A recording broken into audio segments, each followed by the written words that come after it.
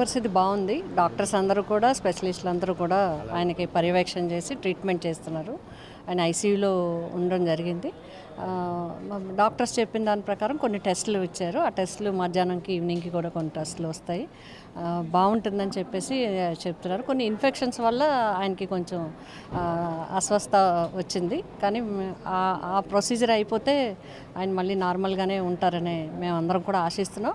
Doctors కూడా అదే చెప్తున్నారు.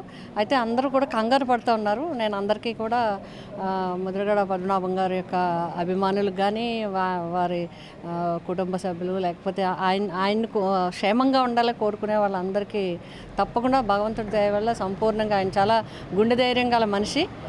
కాబట్టి ఆ యొక్క ట్రీట్మెంట్కి స్పందించడం జరుగుతుంది. ఆయన తొందరగా కోలుకోవటం జరుగుతుంది.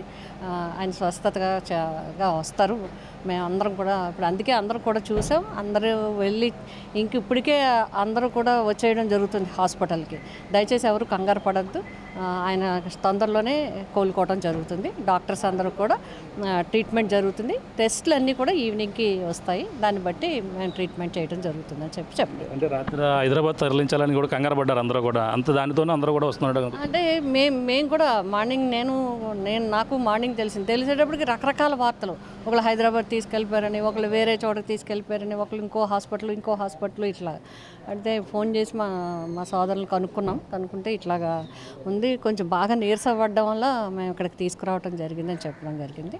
అదే చెప్తున్నాను, డాక్టర్స్ అందరూ కూడా టెస్టులకి పంపించారు. అన్ని టెస్టులు రాగానే దాని ప్రకారం ట్రీట్మెంట్ చేసి పంపించేయడం జరుగుతుంది. అంటే హెల్త్ బులెటిన్ ఏమైనా వచ్చా సాయంత్రంలో కానీ?